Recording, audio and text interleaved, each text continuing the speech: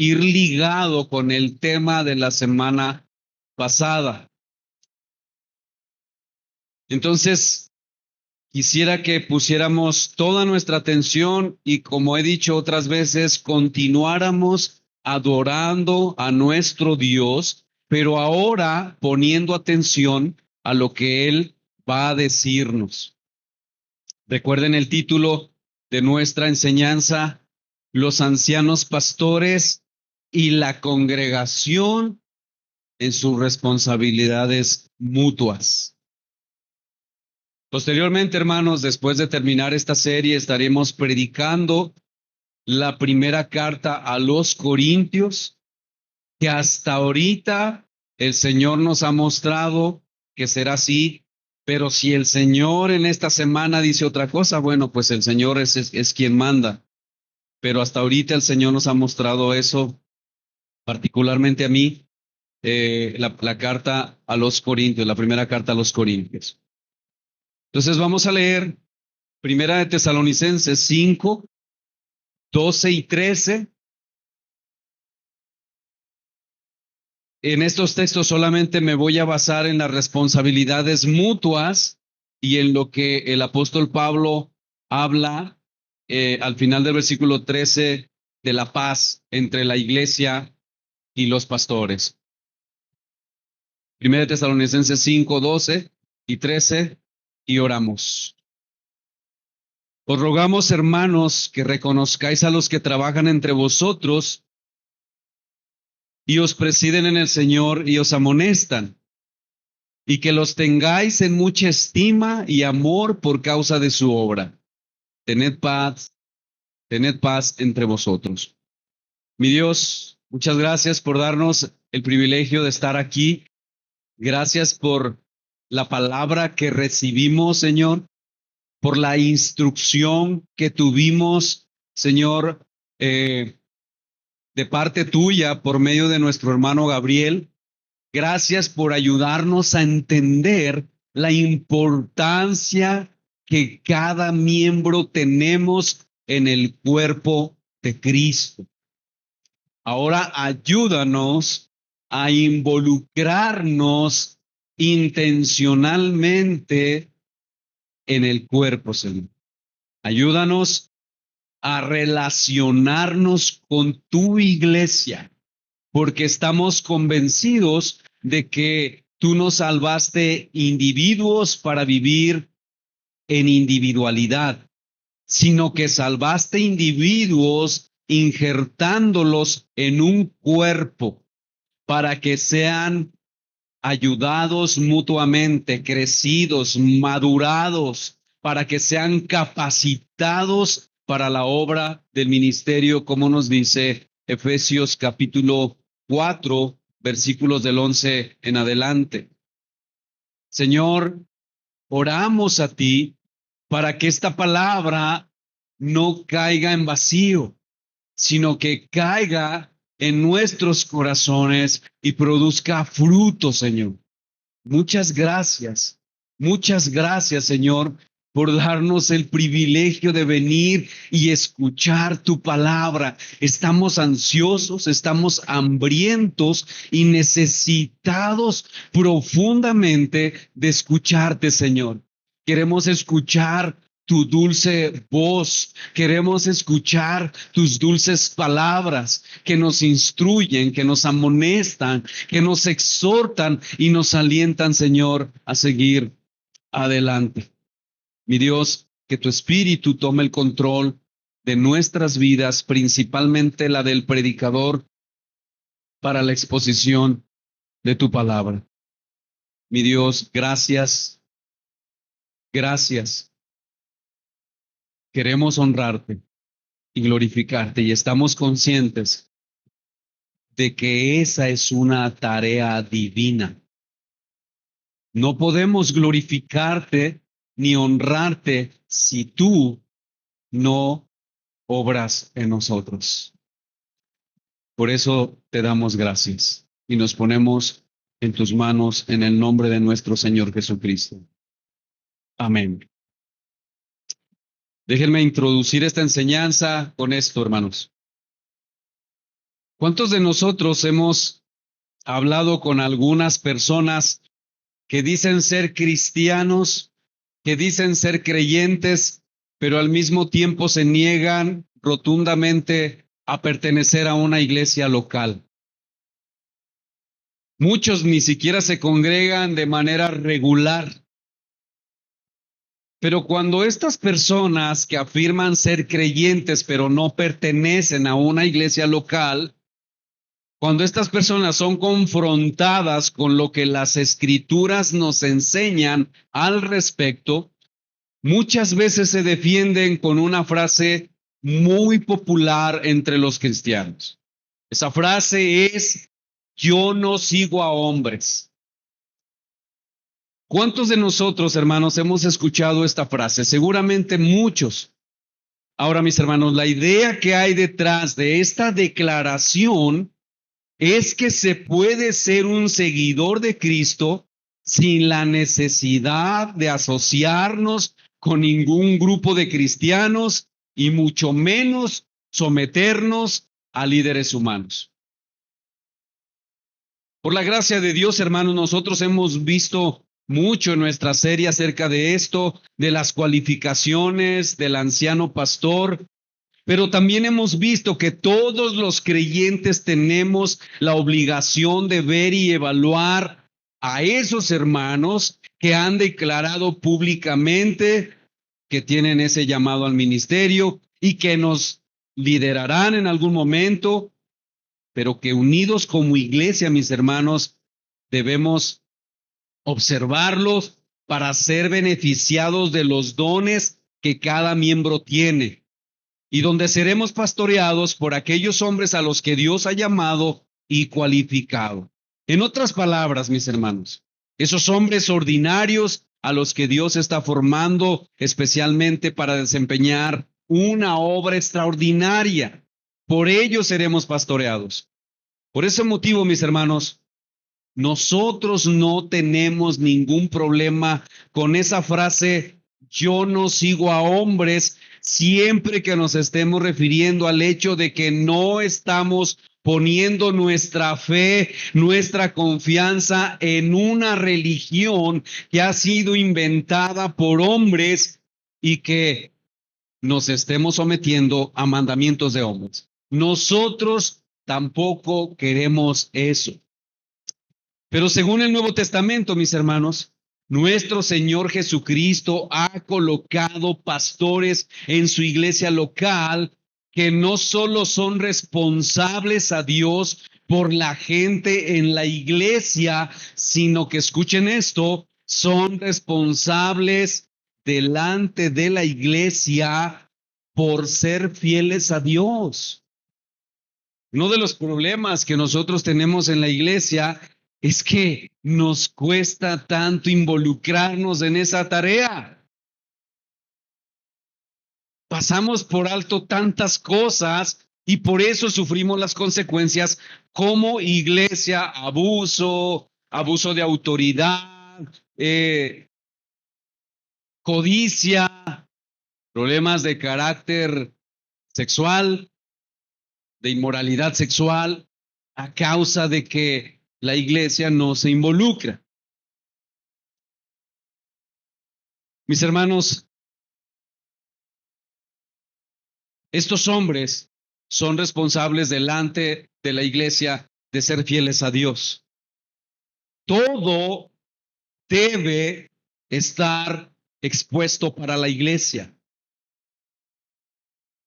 La esposa, hablando del pastor, los pastores, los diáconos, los líderes, todo debe estar expuesto para la iglesia. La esposa, los hijos, su vida familiar, sus fortalezas personales, sus debilidades personales, lo que les gusta, lo que no les gusta, el estilo de vida que viven, todo debe de estar expuesto ahí. Los pastores les debe gustar rendir cuentas de esa manera. ¿Por qué, mis hermanos? Porque los mantiene donde deben estar. Para cada pastor es un aliento constante reflejar a Cristo en todo lo que dicen y hacen, porque esa es la única manera en que pueden soportar o apoyar su mensaje. La iglesia, mis hermanos, sabe o debe saber todo acerca de su pastor. Ese tipo de rendición de cuentas es extremadamente importante para cada pastor. Es por esto, mis hermanos, que la iglesia tiene tanto beneficios como responsabilidades. Y como vimos la semana pasada, una de sus responsabilidades es obedecer y sujetarse a sus pastores. Ahora, para quien no escuchó la enseñanza del domingo pasado y ha sufrido algún tipo de abuso, esto es chocante. Yo lo sé. Por eso escuche la predicación del domingo pasado. Porque cuando decimos que la iglesia tiene una responsabilidad y que una de esas, o esa responsabilidad particularmente es obedecer y sujetarse a sus pastores, parece que le sale urticaria a algunos. Precisamente por lo que nosotros vemos en los ministerios en el día de hoy.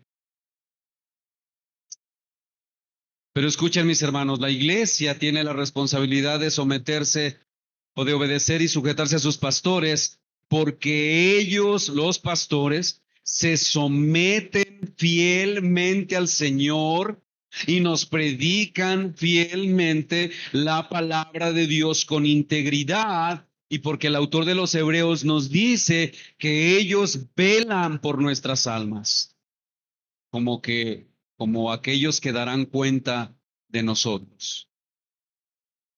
Así que, mis hermanos, lo que yo quiero hablar en esta hora es de las responsabilidades mutuas que existen entre los pastores y las ovejas. Y para nuestra enseñanza veremos solo dos encabezados. En primer lugar, veremos los pastores y su responsabilidad con la iglesia. Y en segundo lugar, veremos las ovejas y su responsabilidad con sus pastores. Yo creo que todos nosotros, cada uno de nosotros, tanto líderes como iglesia, debemos estar ansiosos por saber cuál es nuestra responsabilidad, ¿verdad? Así que, ¿está usted expectante por conocer cuál es su responsabilidad? Algunos mueven la cabeza diciendo que sí, pero no. Ok, veamos en primer lugar los pastores y su responsabilidad con la iglesia. Primera de Tesalonicenses 5, 12 y 13. Os rogamos, hermanos, que reconozcáis a los que trabajan. ¿Qué hacen los pastores? Trabajan entre vosotros y os presiden y os amonestan en el Señor. Y que los tengáis en mucha estima y amor por causa de su obra. Tened paz entre vosotros. Mis hermanos, es una realidad para muchos cristianos que han sufrido algún tipo de abuso por sus pastores o por hombres que han sido colocados por otros hombres en el liderazgo pastoral, pero sin que la iglesia juegue un papel importante en eso. Es decir, sin que la iglesia se involucre, en ese asunto tan importante para saber si en verdad aquel siervo tiene el llamado al pastorado o no. Mis hermanos, cuando la iglesia no se involucra de esa manera en la ordenación de pastores o en la elección de líderes, mis hermanos, la iglesia sufre las consecuencias. La iglesia muchas veces no se involucra para saber si en verdad el siervo tiene el llamado al pastorado o no. De manera que por no tener el llamado en muchas ocasiones, es muy probable que la iglesia sea lastimada. Pero mis hermanos, aunque esto es una realidad, aunque es verdad que haya abuso en el ministerio muchas veces, eso no elimina lo que la palabra de Dios nos enseña con respecto a la autoridad pastoral y la relación de amor y humildad que debe de haber entre la iglesia y sus pastores. Hermanos, los pastores no son reyes. Los pastores somos miembros de la iglesia. Los pastores somos pecadores culpables que el Señor, por su gracia, nos ha llamado a liderar. Así que, mis hermanos, para la congregación cristiana local que desee sinceramente seguir el modelo de la iglesia del Nuevo Testamento, escuche, hermano, para la congregación cristiana que desea seguir el modelo de la iglesia del Nuevo Testamento, la iglesia debe entender que Jesucristo es el pastor principal y que las escrituras son la guía fundamental y suficiente. ¿Y quiénes son los pastores entonces? Bueno, los pastores, los ancianos son pastores auxiliares de Cristo. Y usando una figura diferente, pero compatible, Pablo se refiere a los ancianos como a los administradores de Dios, según Tito 1:7. Ahora, según este modelo, mi hermano, la autoridad para gobernar y enseñar en la iglesia local reside en la pluralidad de ancianos. Ellos son los pastores auxiliares de Cristo. Ellos son los administradores de la casa de Dios. No son los dueños. Y como pastores auxiliares de Cristo y administradores de Dios, los ancianos, hermanos, están bajo la estricta autoridad de Jesucristo y de su santa palabra. Mis hermanos, los pastores no constituyen una oligarquía de gobierno. Es decir, no es una forma de gobierno donde el poder lo ejercen una minoría llamados pastores. En otras palabras, los pastores no pueden hacer ni decir cualquier cosa que ellos deseen. Mis hermanos, la iglesia no pertenece a los ancianos. La iglesia es de Cristo y el rebaño de Dios. Por eso el liderazgo de los ancianos debe de ser ejercido de tal manera que sean ejemplo de un liderazgo humilde, pero también de un liderazgo que ama y se somete al Señor Jesucristo. Mis hermanos, en la iglesia local no hay gobernantes sentados en una silla en la parte de arriba, ni súbditos debajo de ellos. El mismo autor bíblico que mandó a los ancianos a pastorear y cuidar el rebaño de Dios, también les advirtió contra las prácticas de liderazgo señorial y dominante. Vayan conmigo a Primera de Pedro capítulo 5, versículo 3.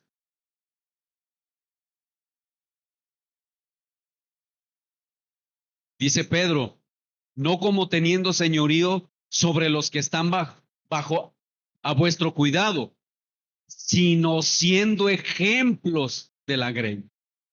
¿Por qué, mis hermanos? Porque todos somos hermanos en la familia de la iglesia.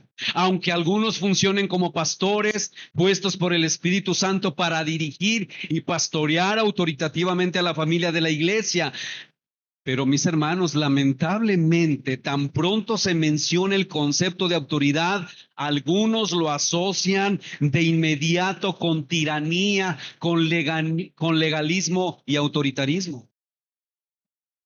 De manera, mis hermanos, que al hablar de la autoridad pastoral, la imagen que se transmite es la de un hombre o la de un grupo de hombres que se quieren enseñorear sobre la conciencia de los demás.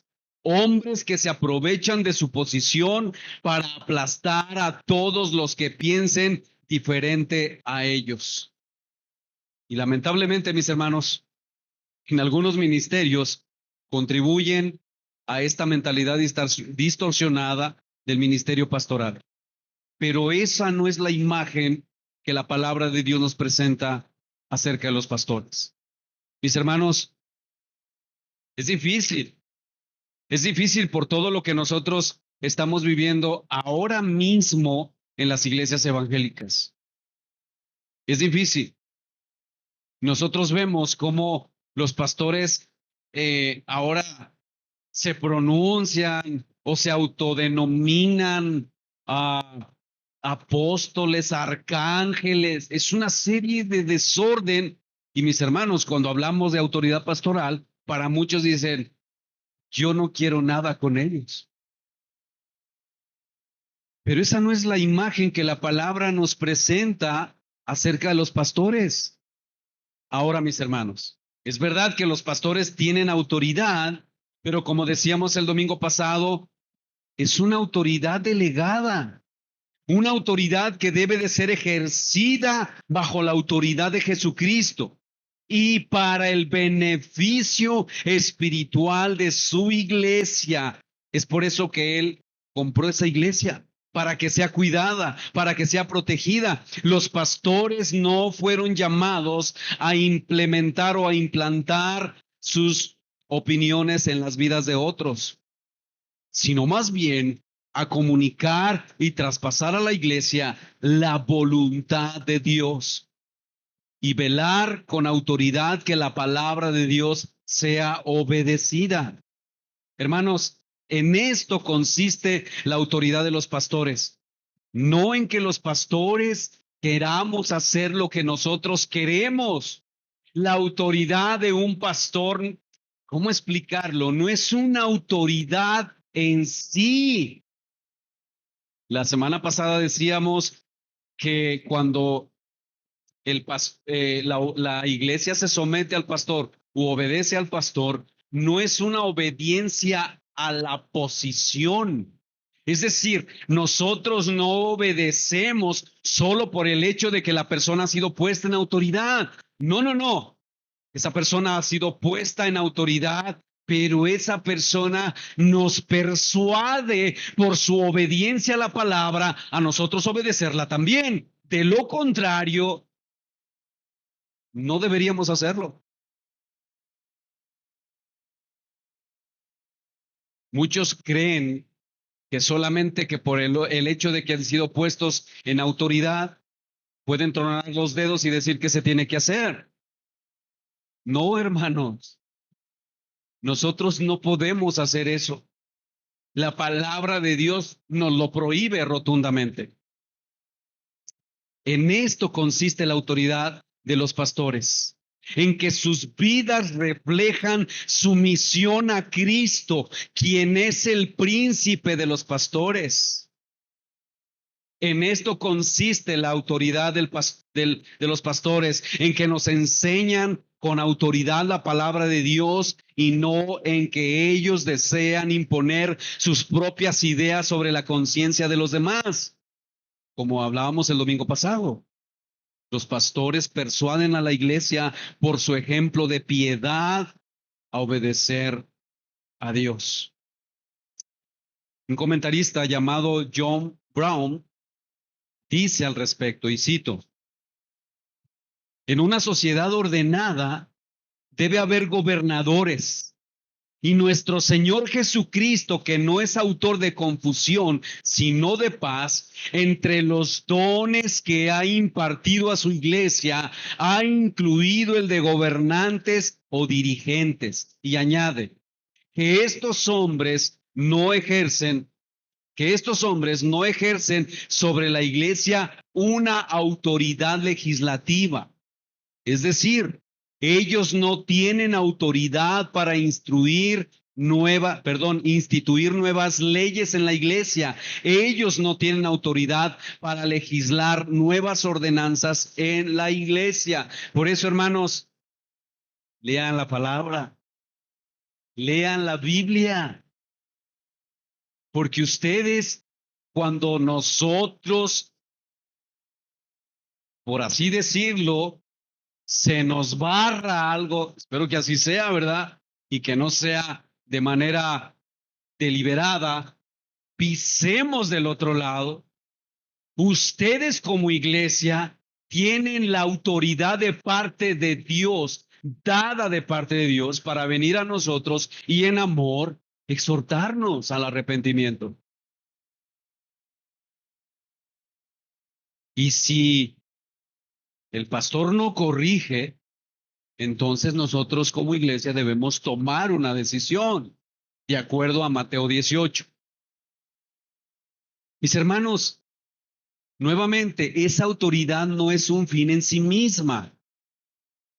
Es más bien un medio para llevar a cabo eficazmente el trabajo que se les ha mandado. Es como la autoridad del papá.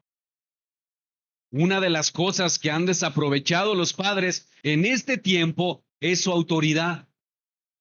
La palabra de Dios dice, instruye a tu hijo en el camino del Señor. El Señor nos ha dado esa autoridad y si nosotros hacemos eso, hermanos, Dios va a respaldar eso. Porque es una autoridad que Él nos ha puesto en nosotros. Ahora los hijos son los que mandan en casa en muchas ocasiones. Pero esa autoridad no es para abusar, no es para que nosotros los padres hagamos lo que queremos y que nosotros si mentimos, si robamos, si golpeamos, si maldecimos, si hacemos esto, si hacemos aquello, pero les decimos a nuestros hijos, ustedes no pueden hacer nada de eso. ¿Saben que la incongruencia es uno de los graves problemas de los hogares? Porque los padres tienen autoridad para mentir, pero los hijos no. Y yo no estoy diciendo, aunque yo he dicho que los pastores tienen autoridad, perdón, los papás tienen autoridad para mentir, yo estoy ironizando, hermanos, porque nadie tenemos autoridad para mentir. El problema es que los papás hacemos uso de la autoridad para esas cosas y eso es exactamente lo que sucede en la iglesia. Los pastores creen que ellos pueden hacer lo que ellos quieren, ellos pueden mentir. Miren, hermanos, sé de pastores y cuando yo supe esto, de verdad, hermanos, no me sorprendo porque conozco mi corazón perverso y la potencialidad que hay en mí de pecar. Pero muchas veces puedo decir que es inadmisible. Pastores que se reúnen con su grupo de líderes para irse al karaoke y cantar. Pero no solo eso, sino que piden sus, ya saben, sus cervezas. ¿Cómo persuadimos a la iglesia a someterse a la palabra de Dios si nosotros no hemos entendido que esa autoridad no es para que nosotros hagamos lo que queramos? La autoridad que Dios nos ha dado es para que nosotros prediquemos la palabra siendo fieles a la misma. Esa es autoridad. De lo contrario, no tendríamos ninguna autoridad, hermano. Ni una sola.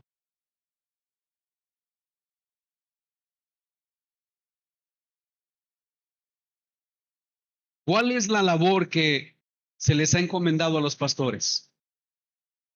En el capítulo de Hebreos que estudiamos la semana pasada, aunque no nos da una explicación, Hebreos 13:17, aunque no nos da una explicación detallada del trabajo pastoral, sí se nos dice de forma resumida y en sentido general que los pastores velan, y hermanos, velar es una tarea extremadamente agotadora.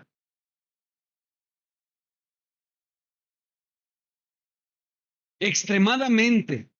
Una de las cosas que yo no tengo en mi plan de trabajo de toda la semana es la consejería. ¿Y saben por qué yo no la tengo ahí? Porque no tengo un día específico para aconsejar a alguien. Yo no establezco cuándo se requiere la consejería. Esas son necesidades que vienen de manera aleatoria o espontánea. No podemos establecer qué día. Y cuando yo tengo que hacer una consejería, el trabajo de hacer predicación lo tengo que reponer. Y mis hermanos, en ocasiones he tenido que estar de madrugada trabajando, velando por, en este caso, velando por sus almas, buscando la instrucción del Señor para que Él dé su palabra a ustedes y ustedes se quieran someter a Dios de la misma manera como el pastor lo hace. Los pastores velan, trabajan por el bienestar de nuestras almas, instruyéndonos fielmente con la palabra de Dios. Mire lo que dice Hebreos 13, versículo 7, y luego vemos el 17. Acordaos de vuestros pastores. ¿Qué hicieron estos hombres? Hablaron la palabra de Dios. Consideren cuál haya sido el resultado de su conducta. Mis hermanos, esto establece que la iglesia observa. Esto establece que la iglesia se involucra con sus pastores para que ellos rindan cuentas.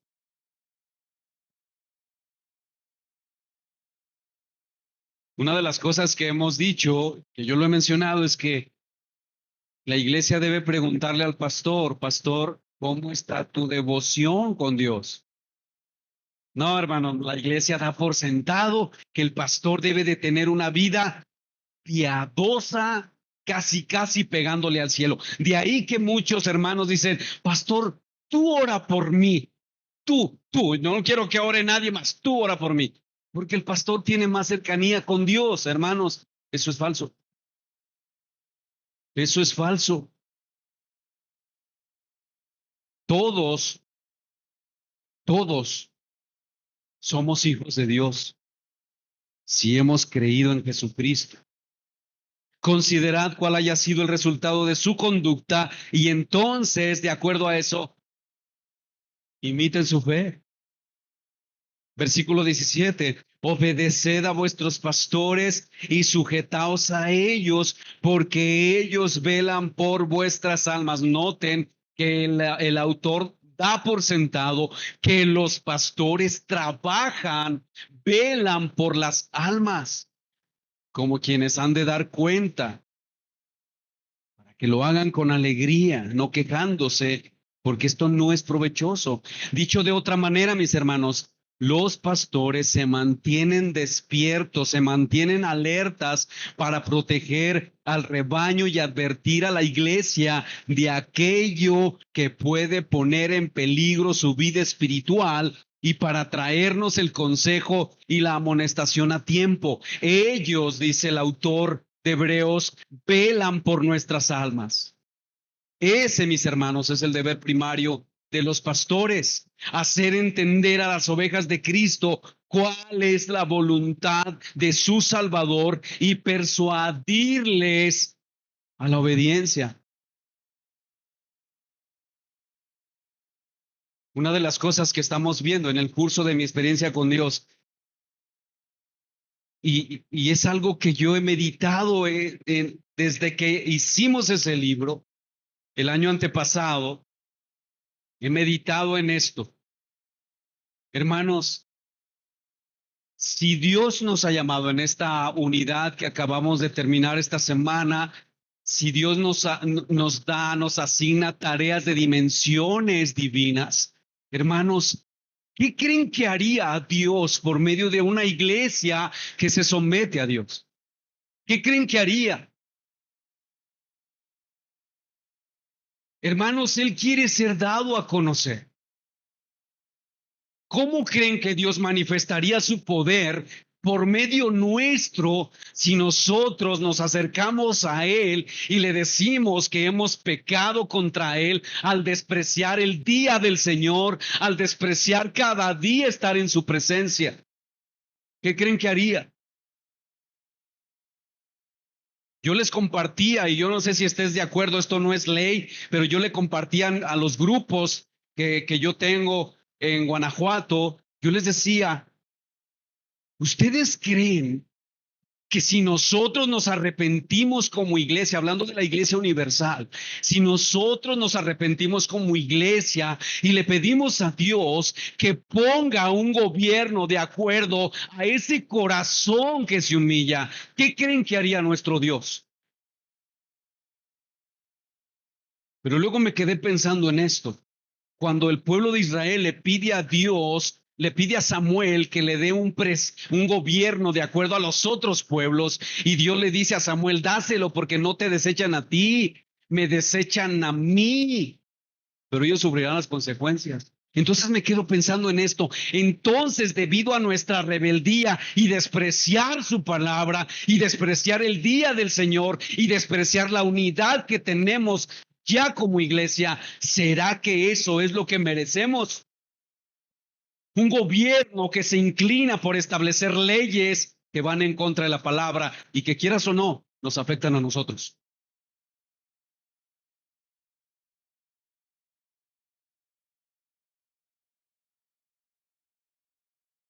Para eso estamos los pastores.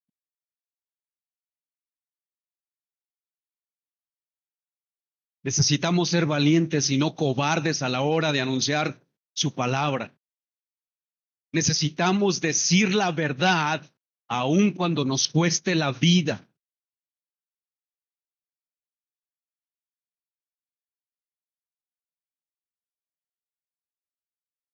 Mis hermanos, el aspecto más importante del ministerio pastoral es predicar la palabra y vivir la palabra. Los pastores no deben permitir que ninguna cosa los aparte o interfiera en el cumplimiento de esa responsabilidad. Nada nos debe de apartar de eso, de tener comunión con nuestro Dios y estar pidiendo al Espíritu Santo que nos ayude a entender su palabra para que la iglesia sea cuidada. Esa es la responsabilidad que se nos ha dado, no de gobernarlos en el sentido de que nosotros tomamos decisiones por encima de ustedes y hacemos lo que queremos. Queridos hermanos, nosotros tenemos una gran bendición de parte de Dios cuando tenemos pastores que no solo nos predican la palabra, sino que ellos mismos nos dan testimonio de su obediencia a Cristo. El autor de Hebreos dice que estos hombres no solo habían hablado de la palabra de Dios, sino que también habían ejemplificado ese mensaje que predicaban. Hebreos 13:7, acordaos de vuestros pastores que os hablaron la palabra de Dios, considerad cuál haya sido el resultado de su conducta e imiten su fe. Nosotros somos vasos de barro, mis hermanos, que tienen un tesoro llamado el Evangelio. Y los pastores manifiestan integridad y un profundo deseo de hacer la voluntad de Dios, aún en medio de sus propias debilidades, aún en medio de sus propias luchas y aflicciones. Pero no solo, mis hermanos, debemos acordarnos de nuestros pastores, sino que debemos reconocerlos y tenerlos en gran estima y procurar tener paz entre nosotros como iglesia y pastores. Sin duda, mis hermanos, es mucho más fácil exaltar a los pastores que encontramos en los libros de historia, ¿verdad que sí? Y yo estaba meditando sobre esto que escribí aquí, que puse aquí. Es posible que alguno diga, si mi pastor fuera Jonathan Edwards, con lo que yo sé que él hacía, ay hermano, yo te aseguro que no te gustaría por la forma en cómo este hombre vivía durante, y más en nuestro tiempo, por la forma tan liberal que se vive hoy el cristianismo. Si mi pastor fuera Jonathan Edwards o Charles Spurgeon, seguramente seríamos más obedientes. Pero mis hermanos, ¿qué de los pastores que tienes ahora? De estos hombres de carne y hueso de los cuales el Señor te ha provisto. ¿Cómo te relacionas con estos hombres? que se esfuerzan cada día por ser fieles a Dios, que se esfuerzan cada día por predicarte la palabra y quizás no estén en internet, quizás no sean reconocidos por todo el mundo, pero tú sabes que son fieles. Y esto nos lleva a nuestro segundo encabezado. ¿Cómo te relacionas con ellos? En segundo lugar, vamos a ver la iglesia y su responsabilidad con sus pastores. Puesto que los ancianos, mis hermanos, los ancianos pastores, tienen más responsabilidad en el cuidado espiritual de toda la congregación que el resto de los miembros. Las escrituras enseñan que la iglesia, la congregación, debe tenerlos en gran estima, amor y respeto por el trabajo que ellos desarrollan. Mire lo que dice 1 Timoteo 5:17. Los ancianos que gobiernan bien, y note que dice Pablo, o sea, Pablo no dice los ancianos que gobiernan, no, los ancianos que gobiernan bien. Y esto es importante notarlo. Los ancianos que gobiernan bien sean tenidos por dignos de doble honor, mayormente los que trabajan en predicar y enseñar. Pero mis hermanos, las escrituras también nos mandan expresamente que la congregación obedece y se sujete a sus pastores, según Hebreos 13:17. Mis hermanos, la sujeción siempre ha sido difícil. ¿Por qué? Porque nuestro corazón es obstinado, nuestro corazón es orgulloso, nuestro corazón es rebelde. Déjeme hacerle una pregunta a las mujeres. Es una pregunta un tanto difícil. ¿Ustedes creen, hermanas que están aquí en esta iglesia, esposas, que ustedes no son feministas?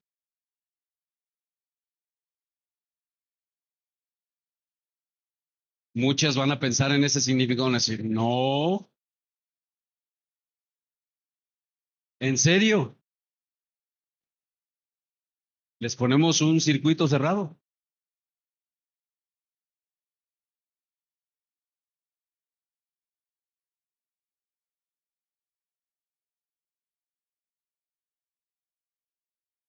Hay un tipo de feminismo que está como oculto y que no queremos decir que es feminismo, porque sabemos lo que eso representa. Pero mis hermanos, muchas veces ahí está, porque la sujeción es difícil. Por eso el Señor le dijo a la mujer, y debemos aclarar esto, no le dijo al hombre, sujétala, no, porque hay muchos esposos que se la pasan diciéndole a la esposa, tú te debes de sujetar, y tú te debes de sujetar, pero no recuerdan lo que dice después, yo te debo de amar como Cristo. No, es que eso no conviene. El Señor le dice a las esposas que se sujeten a sus esposos. Porque la obediencia, la sujeción es difícil, porque nuestro corazón es obstinado, es orgulloso y rebelde. Sin embargo, mis hermanos, la palabra de Dios nos manda que nosotros nos sometamos a nuestros pastores y en el caso de las esposas, a sus esposos, aun cuando haya opiniones diferentes o aun cuando es difícil. Y no debemos olvidar, mis hermanos, que la mayoría de los pastores son bastante imperfectos. Sí, mis hermanos, los líderes a los cuales debemos someternos no son perfectos. Y sin duda alguna, escuchen esto, hermanos, Dios hubiera podido mandar ángeles para pastorear a su iglesia. Pero envió hombres con debilidades que tienen que luchar con sus propios pecados, que se les olvidan las cosas, que se cansan, hombres que cometen errores de juicio, por lo que no sería difícil debido a nuestro corazón orgulloso poner el énfasis en esas imperfecciones que no nos ayudan a apreciar el trabajo pastoral. Noten que no estoy hablando de pecados deliberados como el abuso de autoridad o problemas de inmoralidad. No, estamos hablando de que los pastores son hombres imperfectos, que cometen errores, que se equivocan. Y no es difícil, hermanos, poner el énfasis. Yo nada más les hago una pregunta. Hermanos, así como somos, y honestamente, así como somos, ¿qué haríamos con el rey David en este tiempo si tuviéramos a David, el rey David, como un hombre común y corriente que ha pecado delante de Dios, pero que se ha dicho de él que es un excelente pastor? ¿Qué haríamos con él? Al escuchar que mató, mintió, al escuchar todo lo que hizo, ¿qué haríamos de él? No, ese cuate que va a ser cristiano, porque ese es nuestro juicio, porque nosotros juzgamos desde nuestra perspectiva muy humana. Hay un libro que empezamos a hacer antes de empezar el libro de mi experiencia con Dios en el grupo, en un grupo de Guanajuato. Empezamos un libro que se llama Fundamentos del Discipulado Cristiano. Y este autor comienza hablando de cómo Dios nos creó a su imagen y semejanza. Y en esa primera etapa, el autor hace una pregunta y dice, ¿tú consideras que eres merecedor de, de las bendiciones de Dios? Más o menos hace así la pregunta, que no me acuerdo completamente. Y cuando nosotros nos vemos hacia adentro, la respuesta es no. Porque estamos viendo nuestra moralidad, porque estamos viendo lo que nosotros somos. Ahora, sin distorsionar lo que dice la palabra de Dios, hermanos, porque el Señor puso su imagen en nosotros, porque el Señor nos amó, porque el Señor envió a su Hijo a la cruz. Aunque moralmente no somos merecedores de la grandeza y del amor de Dios, ¿por qué, hermanos, entonces Él vio que sí?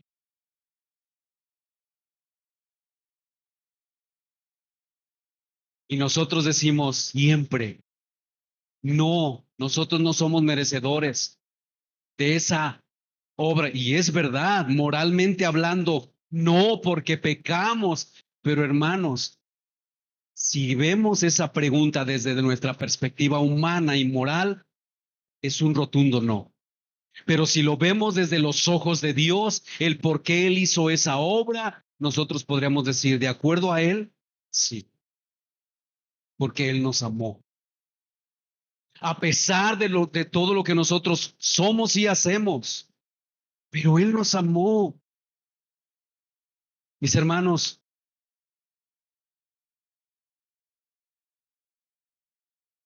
Dios ha escogido estos hombres que sin Él eran malvados, perversos en su propia condición, lejos de Él, y que tienen que luchar cada día con sus pecados, con sus deseos, con sus errores de juicio. Pero mis hermanos, Él quiso que estos hombres los pastorearan. ¿Saben por qué? Porque Él quiere darse a conocer por medio de eso. Porque sí se puede vivir en santidad. Ahora bien, mis hermanos,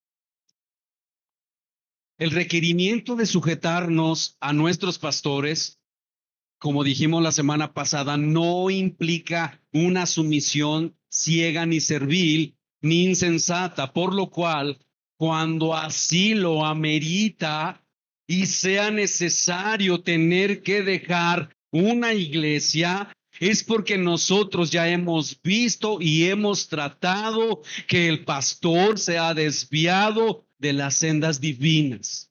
Nosotros ya no tenemos por qué someternos a eso. Si ya sometimos esto bajo la palabra de Dios en todo el proceso que se tiene que llevar.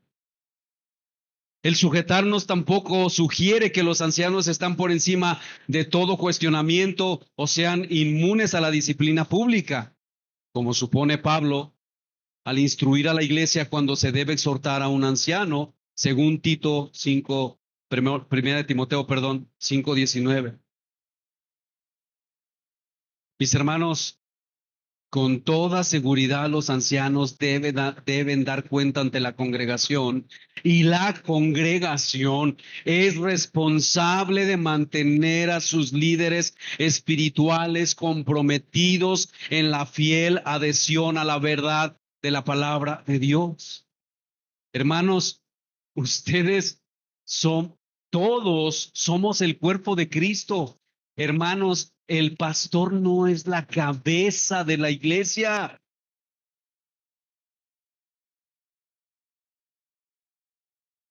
Tengan cuidado de querer a partir de ahora andar de cacería, a ver en qué se equivoca. Porque nosotros somos como el péndulo.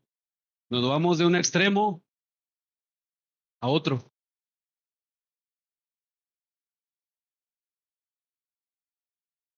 La congregación, mis hermanos, debe de estar directamente involucrada, escuchen, en el examen público y la aprobación de los candidatos a diáconos y pastores. Como dice Primera de Timoteo 3, todos los miembros tienen parte en asegurar que lo que se hace en la familia de la iglesia está de acuerdo con las escrituras. Algunos dicen, pues allá ellos, no, hermano, allá tú también. Si tú eres creyente, como aprendíamos en la mañana, si tú eres creyente, Dios te ha dado dones y tú eres responsable de esos dones.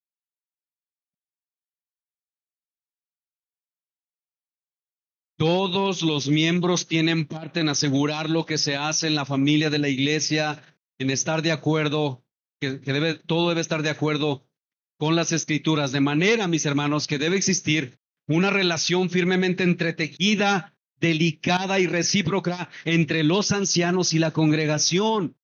¿Por qué, mis hermanos? Porque por medio del poder del evangelio, en cada hijo redimido de Dios mora su Santo Espíritu. Cada uno recibe una viva unión con Cristo y es hecho heredero con Él. Cada uno, cada cristiano es dotado para el ministerio en el cuerpo de Cristo, constituido en sacerdote para Dios, convertido en un santo de Dios y un hijo o una hija comprados por sangre. Es por eso, mis hermanos, que cada miembro tiene un lugar elevado y único en su género y debe compartir las responsabilidades, los privilegios, la pertenencia, las obligaciones y la conformación de la iglesia local. Todos nosotros.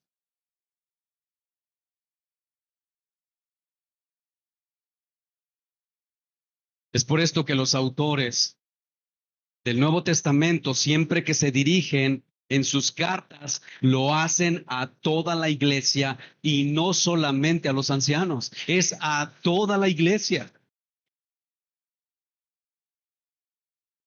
En el nuevo pacto, mis hermanos, como un nuevo pueblo, nacido de nuevo, que abarca desde el más pequeño hasta el más anciano, todos reciben la señal y la garantía del pacto por el Espíritu Santo. Todos tienen conocimiento de Dios, todos tienen un corazón para obedecer a Dios, todos son reyes y sacerdotes para Dios, cada uno recibe diversos dones espirituales e individuales de acuerdo con la voluntad de Dios para el crecimiento de la iglesia. Mis hermanos, nosotros tendemos a exaltar incluso a los hombres que aparecen en la historia de la redención, ¿sí o no? Y el gran rey David no era el gran rey David, era el gran Dios que sostuvo a David. Y ese es lo mismo que sucede en el día de hoy. Nosotros vemos a un pastor que sobresale sobre otros y nosotros ponemos el énfasis sobre ese hombre. No, no y no, hermanos. Es Cristo. Es Cristo, el Rey de Reyes. Vemos a vemos la historia, bueno, vemos la escena porque según yo, es una sola historia, es la historia de la redención donde encontramos muchas escenas y encontramos una escena del rey David y Goliat, ¿verdad? Un enano contra un gigante. Y luego vemos que David venció a ese gigante. Y vemos todo lo que dice esa escena en la historia. Y luego nosotros, los pastores, venimos y hacemos un bosquejo para dar una enseñanza. Vence tus gigantes. Ese es el título de nuestra enseñanza. Primer encabezado.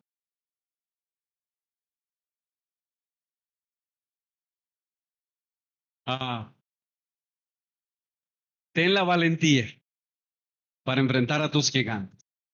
Y así podemos hacerlo, hermano, porque asumimos que esa escena está hablando de David y Goliat, pero no, hermanos, la escena no habla de David y Goliat. La escena está mostrando el poder de nuestro Dios en la vida de David. Y eso es lo mismo que nosotros encontramos en el día de hoy con respecto a hombres que el Señor usa de una manera que a Él le plació usarlo. Como dice el pastor Sugel, ¿verdad? Hermanos, aquí no hay celebridades. Aquí el único que merece alabanza es Jesucristo.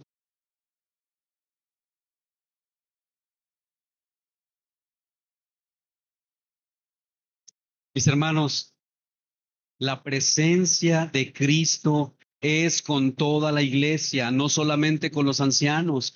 Cristo ministra por medio, escuchen, Cristo ministra por medio de todos los miembros, porque en todos mora el Espíritu Santo.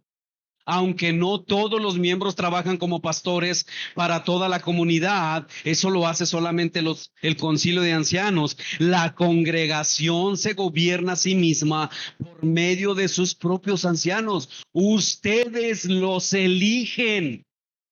No viene alguien aquí, como decía Gabriel en su enseñanza, viene alguien y se propone y dice, yo quiero gobernarlos a ustedes. ¿Qué harían? Pero tampoco nos queremos involucrar. Y entonces cuando sucede una situación, en vez de ir a Él y confrontarlo con su pecado, queremos hacer otras cosas.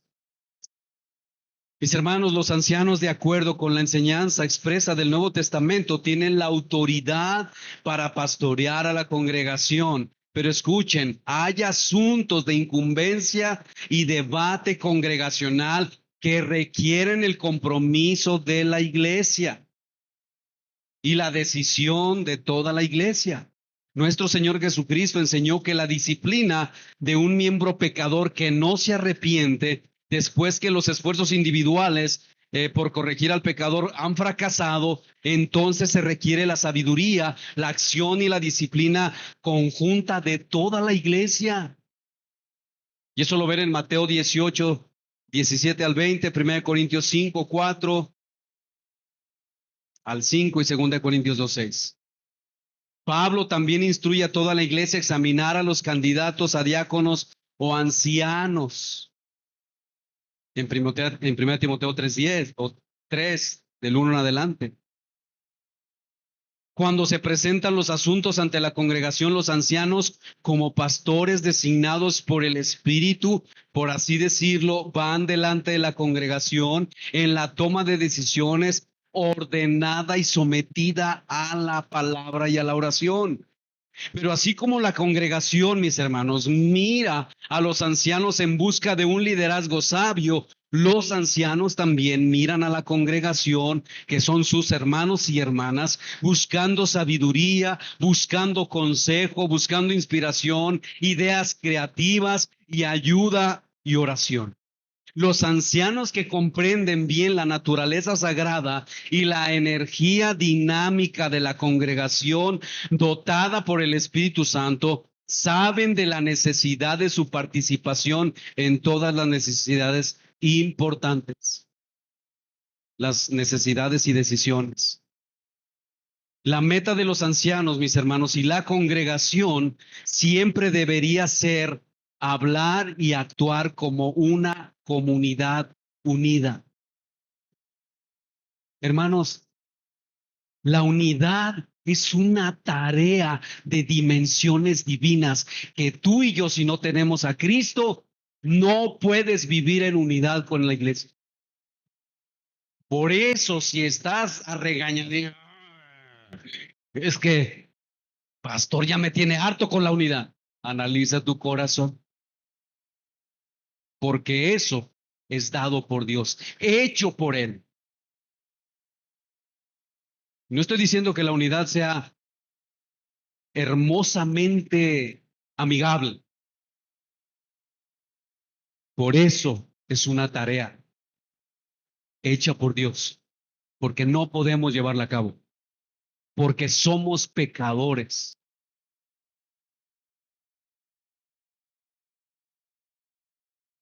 Tanto los que dirigen como aquellos que son dirigidos deben tomarse el tiempo y hacer el esfuerzo de trabajar y orar juntos para lograr la unidad de pensamiento en glorificar a nuestro Señor Jesucristo. Y esto significa, mis hermanos, que los ancianos deben vacunarse contra el distanciamiento, deben vacunarse contra el secreto o buscar independientemente su propio camino. Los buenos ancianos desean involucrar a cada miembro del cuerpo en la alegría de vivir juntos como la familia de Dios. Mis hermanos, si nosotros vemos a un papá que vive en otra casa y tiene a su esposa con sus hijos en otra casa, o vemos a una mamá y a un papá separados en una casa diferente a la de los hijos, ¿qué diríamos nosotros de eso? ¡Qué gran matrimonio! ¿Sí diríamos eso? Es una locura. Está fuera de los parámetros del orden que nosotros conocemos y que Dios ha establecido en su palabra para la familia. Mis hermanos, de la misma manera, una iglesia dividida es una rareza.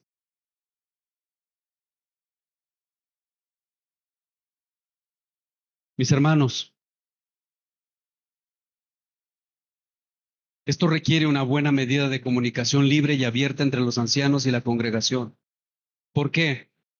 Por las luchas que tienen que enfrentar y que atentan contra la unidad, como el individualismo que se vive ahora y que cada vez se percibe menos en nuestra iglesia, en nuestras iglesias, ese sentido de que somos parte de un cuerpo y de que nos debemos unos a otros. Eso, mis hermanos, ese individualismo afecta terriblemente a la unidad de la iglesia.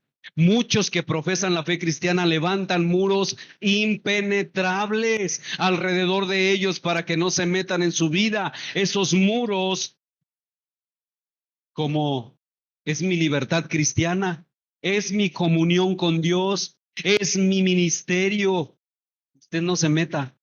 ¿A usted qué le importa? Es mi vida. Yo le daré cuentas a Dios. Mis hermanos, la primera iglesia cristiana en el primer siglo nos provee algunos ejemplos de trabajar en conjunto entre el concilio de líderes y la iglesia, en la toma de decisiones y la resolución de problemas. En Hechos 6, cuando surgió el conflicto entre las viudas judías y las helénicas de la congregación acerca de la justa retribución de los fondos, los 12 apóstoles, el concilio de ancianos, idearon inmediatamente un plan para resolver el problema, reuniendo a la congregación y les presentaron el plan. La congregación aprobó el plan que implicaba su participación en la elección de 7 hombres que se responsabilizarían del cuidado de todas las viudas. Después de que los 7 fueron elegidos por la congregación, los apóstoles establecieron oficialmente a los 7 hombres a cargo de los pobres mediante la imposición de las manos y la oración. En Hechos 15, la congregación en Jerusalén se vio confrontada con una con una seria controversia doctrinal. El relato muestra que toda la iglesia estaba implicada en la solución de esa controversia, pero que los apóstoles y los ancianos tomaron la iniciativa en todos los procedimientos, según Hechos 15, 4 al 6. Los apóstoles y los ancianos permitieron el debate público, incluyendo la presentación de la postura contraria, en Hechos 15, del 5 al 7. Los principales líderes del concilio de ancianos arribaron a una conclusión respecto al asunto para que todos los líderes pudieran llegar a un acuerdo, según el versículo 25.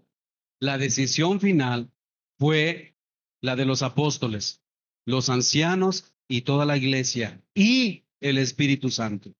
Y dice el versículo 22 de Hechos 15, entonces pareció bien a los apóstoles y a los ancianos, escuchen, con toda la iglesia, elegir de entre ellos varones y enviarlos a Antioquía. Versículo 28, porque ha parecido bien al Espíritu Santo y a nosotros no imponeros ninguna carga, más bien que estas cosas necesarias.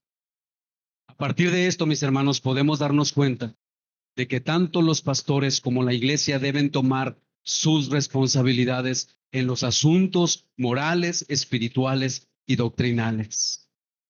Según las circunstancias, los líderes utilizan sabiamente diferentes procedimientos y estrategias para ayudar a la congregación a resolver problemas y tomar decisiones. Mis hermanos, cuando la congregación y los pastores actúan de esta manera, entonces la iglesia se vuelve el lugar de gozo y paz que Dios quiere que sea. Ese tipo de unidad es a lo que Dios nos llama en la iglesia. Pastor y ovejas en armonía perfecta. Conforme el pastor labora diligentemente, guía, dirige y alimenta, la congregación, por otro lado, valora, apoya, ama y se somete, porque pastores y congregaciones fieles hacen que el reino de Dios avance en un mundo individualista y torcido por el pecado. Mis hermanos, esta unidad entre pastores y congregación le da la gloria a nuestro Dios. Y nadie de nosotros debería anhelar algo más que la unidad de la iglesia que le da gloria a nuestro Dios. Y para que nosotros conozcamos la plenitud de la bendición de nuestro Dios, que Él promete si nosotros obedecemos. Y déjenme terminar con esto. Mis hermanos, todo esto no tiene que ver absolutamente con nosotros, con nuestros deseos y anhelos naturales que son de la carne.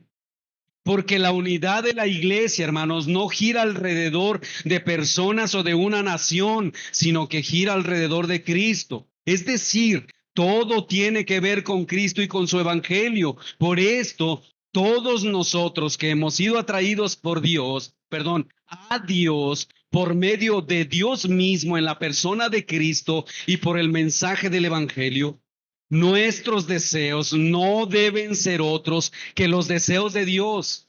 Y los deseos de Dios para aquellos que Él ha comprado por precio de sangre es que lo representen fielmente, porque Él quiere que el mundo lo conozca.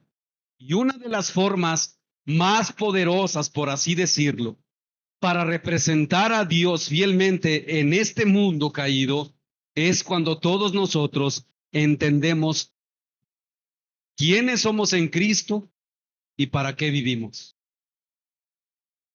Por eso Pablo dice en Filipenses 2, versículos 2 en adelante, dice, completad mi gozo, sintiendo lo mismo, teniendo el mismo amor, unánimes, sintiendo una misma cosa. No hagan nada por contienda o por vanagloria, antes bien, con humildad, estimando cada uno a los demás como superiores, hermanos.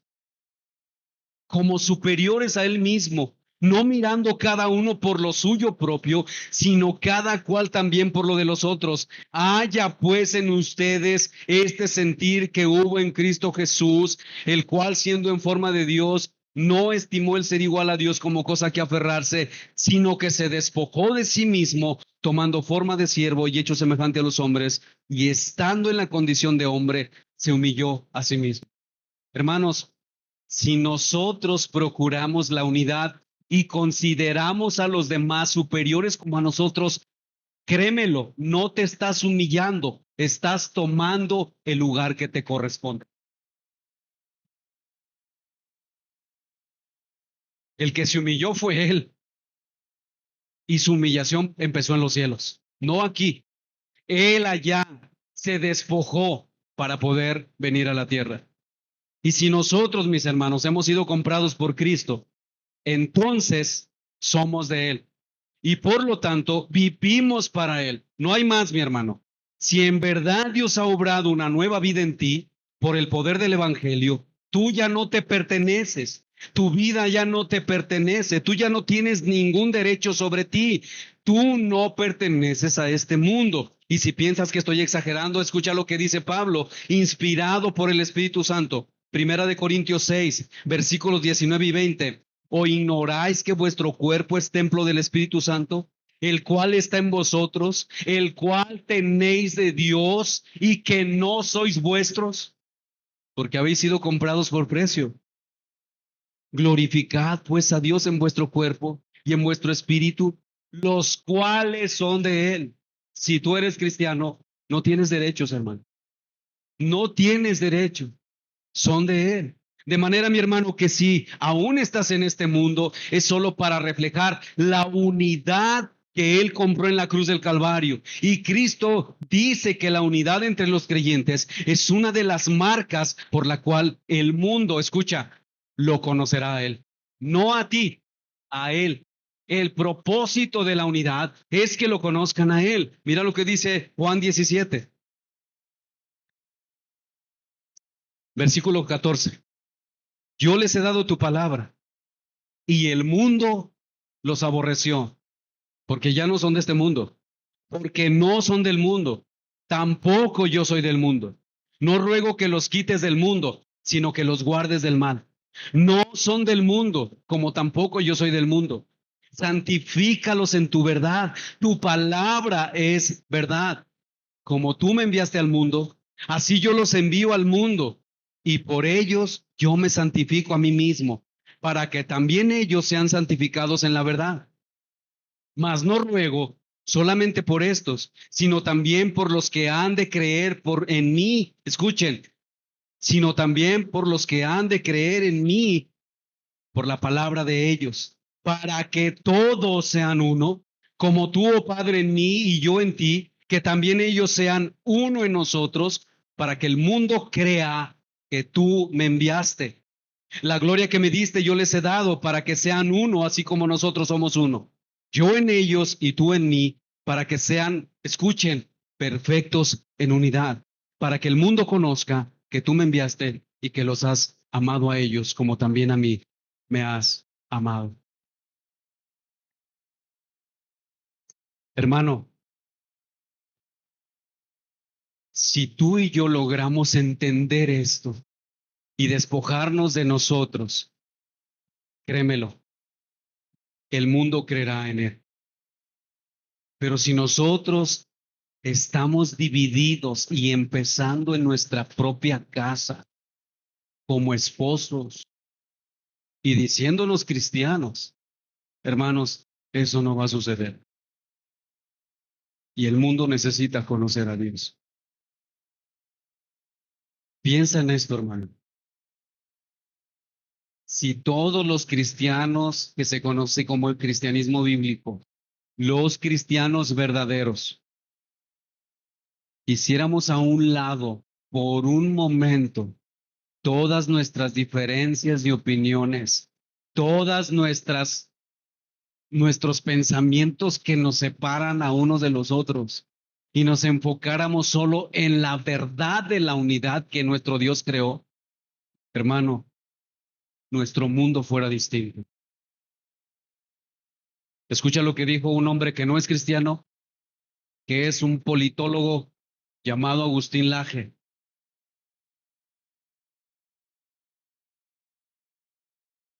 Hay solamente un grupo de personas que pueden cambiar el mundo. No es cristiano.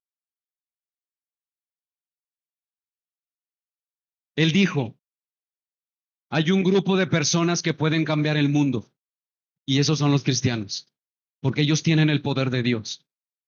Como dice Efesios, el problema de los cristianos es que todos están divididos. Y mis hermanos, quizás nosotros estemos pensando en querernos unir con todo el mundo en las iglesias evangélicas, pero hermanos, empecemos por nosotros, como iglesia, estar unidos en verdad, porque esa unidad no pasará desapercibida en un mundo quebrantado, en un mundo dividido por el pecado. Que Dios bendiga su palabra. Oremos. Padre, gracias porque nos has bendecido en gran manera. Gracias porque sentimos que has dado algunas instrucciones directas y útiles para todos nosotros. Gracias por el Evangelio glorioso, Señor, de haber sido llamados a servir en tu iglesia, aunque en verdad somos totalmente indignos e incompetentes. Pero te damos gracias por la bendición también de que esta congregación es realmente para nosotros, Señor, para mí, una bendición. Por el privilegio de estar en un lugar donde puedo ver el crecimiento en amor, el aprecio, el respeto, la remuneración y la sumisión. Padre, gracias. Y no lo doy por sentado porque sé, mis hermanos, sé, Señor, que no es algo que alguien se puede ganar, sino que es dado solo por gracia. Padre, queremos preservar esta unidad en el vínculo de la paz que tú nos has concedido al continuar siendo fieles a tu palabra. Oro, Señor, por esta iglesia, que tú llenes sus corazones de aprecio, de mucha estima y amor para aquellos, por aquellos que sirven debido a tu obra, no debido a su personalidad, no debido a algo que en ellos sea agradable, que ellos sean respetados y amados porque ellos se someten a tu palabra. Y para que haya gozo, Señor, en nuestra iglesia. Si hay un corazón que está luchando en reconocer estas cosas debido a que hay amargura o debido a que hay enemistad en su corazón, algún conflicto y o rebelión, yo oro, Señor, porque tú los limpies y, Señor, pueda haber armonía, una armonía dulce en tu iglesia. Haz que todos los líderes permanezcamos fieles y haz a las ovejas fieles también, para que podamos representarte apropiadamente en este mundo, para que podamos conocer el gozo de la bendición completa y el poder que una comunidad de creyentes en el mundo tiene al mostrar la unidad a aquellos que necesitan desesperadamente de nuestro Señor Jesucristo.